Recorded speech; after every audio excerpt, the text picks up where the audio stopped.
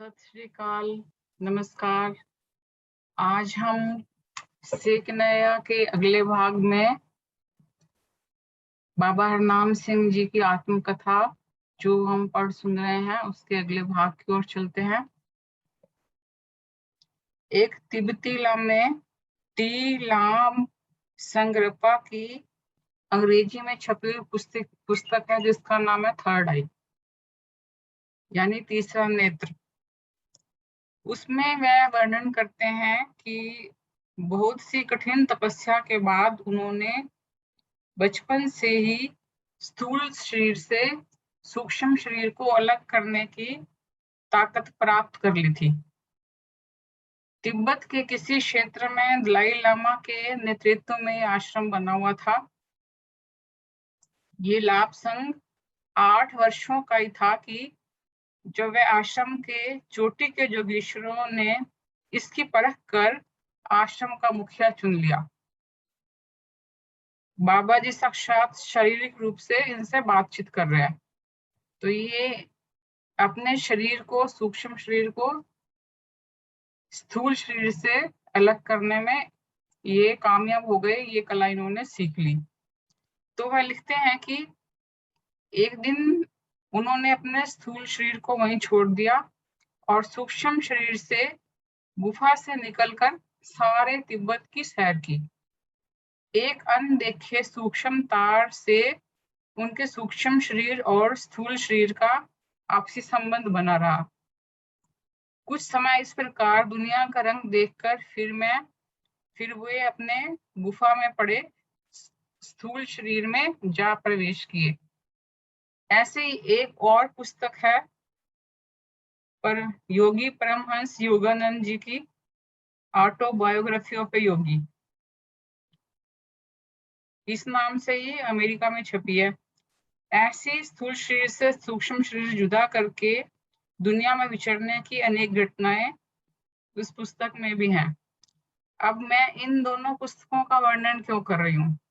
क्योंकि ऐसी ही घटना बाबा जी के जीवन में जो लोग उनसे मिलते थे उन्होंने बताई। एक बार क्या हुआ कि बाबा जी ने भी अपने सूक्ष्म शरीर से अपने एक प्रेमी जन को बुरे रास्ते पर जाने से बचाया, और ऐसी एक और घटना का भी इसमें जिक्र है। तो सुनते हैं वह घटना।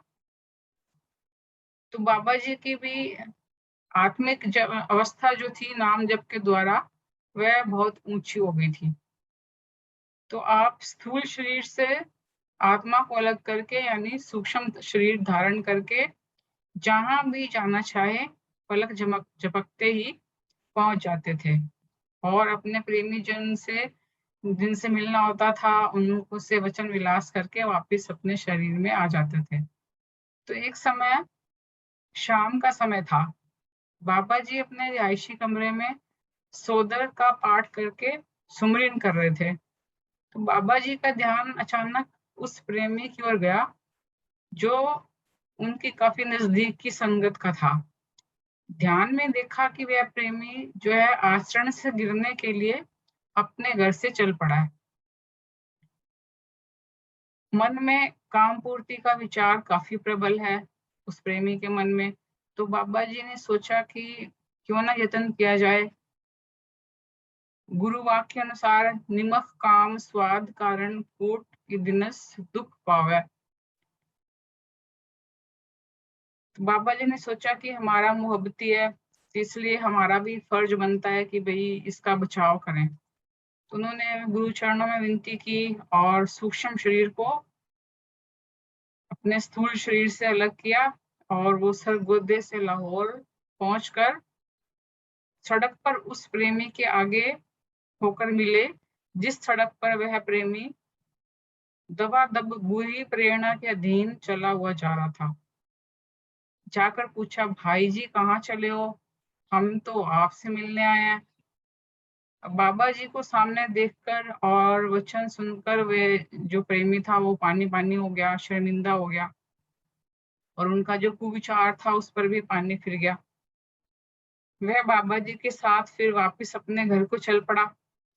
जब घर के नजदीक पहुंचे तो वो प्रेमी जो है वो आगे पीछे देखे, पर जो महापुरुष थे वो तो अपना फर्ज निभाकर वापस आ चुके थे, उनको कहीं नजर ही ना आए। फिर अगले दिन क्या हुआ कि वही प्रेमी लाहौर से चलकर सरगोदे पहुंचा और बाबा जी से माफी मांगी, और आगे से ऐसा बुरा ना संकल्प ना करने के लिए उन्होंने ठान लिया।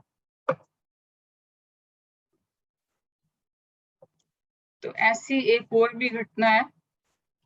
ये एक जलंधर टाउन में रहता था। तो उस परिवार में 3 बच्चे थे, 2 लड़कियां और 1 लड़का। तो उन्होंने अपने लड़के का विवाह जो है वो इंग्लैंड में कर दिया। घर तो काफी समृद्ध था, लेकिन वो इसी कारण बच्चे ने ना अपने हाथ से कोई काम वाम नहीं किया था। लेकिन विदेश जाकर तो काफी मेहनत करनी पड़ती है, वहां तो सारे काम अपने स्वयं ही करने पड़ते हैं। फिर दूसरे जो है घर वाले भी दूर थे, तो उस बच्चे का मन वहां से इंग्लैंड में उचाट हो गया। तो बच्चे ने अपनी माता जी को पत्र लिखा कि भाई मेरा यहाँ मन नहीं लगता और मैं जल्दी वापस आ रहा हूँ। तो भी उनकी बीबी जी को माता जी को पत्र मिला, तो वो बाबा जी के पास आई और पत्र सुनाया और विनती की कि भाई हमने बड़े यत्न से उसको बाहर भेजा है और वह वापस आ रहा है, तो आप कोई उपाय करें। तो बाबा जी कहने लगे कि बीबी जी आप उदास ना हो और सतगुरु जी के आगे अरदास विनती करें। फिर वो बीबी जी जो है वो अपना अरदास करके बाबा जी से मिल गए और जलंधर वापस चली गई।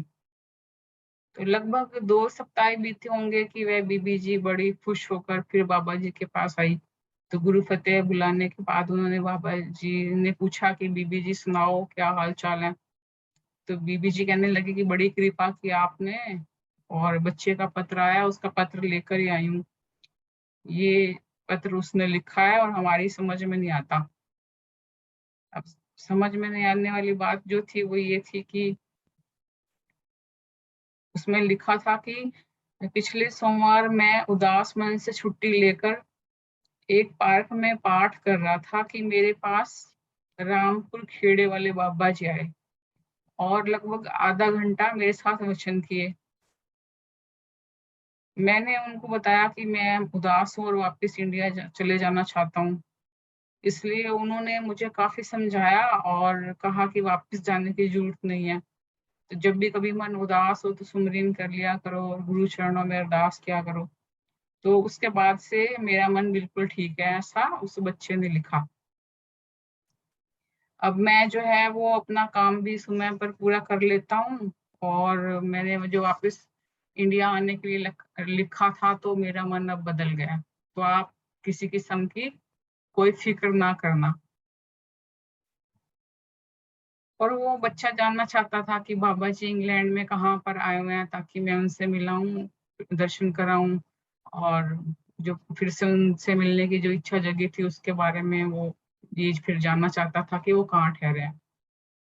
तो बाबा जी को जब पत्र पढ़ के सुना दिया गया तो बाबा जी ने वो पत्र लेकर फाड़ दिया और उनको बीबी जी को कहा कि भाई किसी को इस बारे में ना बताना। यानी वो अपने स्थूल शरीर को छोड़कर सूक्ष्म शरीर में उस बच्चे के पास पहुंचे और उसको जाकर समझाया। तो ऐसी घटना के बारे में ही है। तो बाबा संत सिंह जी उनके पास रहते थे, तो उन्होंने पूछा कि भाई ऐसा कैसे हुआ। तो वो बोल रहे हैं कि बाबा हरनाम सिंह जी ने बताया कि हमारी आत्मा को गुरु साहिब ने इतनी स्वतंत्रता बख्शिश की है कि हम यहाँ बैठे ही जहाँ भी दुनिया में जाना चाहें अपने सूक्ष्म शरीर से जा सकते हैं। दूसरे को तो ये पता भी नहीं चलता कि हमारा शरीर जो है वो सूक्ष्म है या स्थूल है। तो ये सतगुरु जी की हम पर विशेष कृपा है, ऐसा फिर बाबा हरनाम सिंह जी ने बताया। तो इस तरह की घटनाएं जो है जो अपने आत्मिक उच्च अवस्था में पहुंच जाते हैं तो अपने सूक्ष्म शरीर से संसार में तो क्या वो खंडों ब्रह्मांडों में भी घूम आते हैं। तो आज इतना ही, बस मैं एक छोटा सा ही वीडियो बना रही हूँ। आगे हम फिर मिलेंगे अगले भाग में। तो धन्यवाद, नमस्कार, सत श्री अकाल।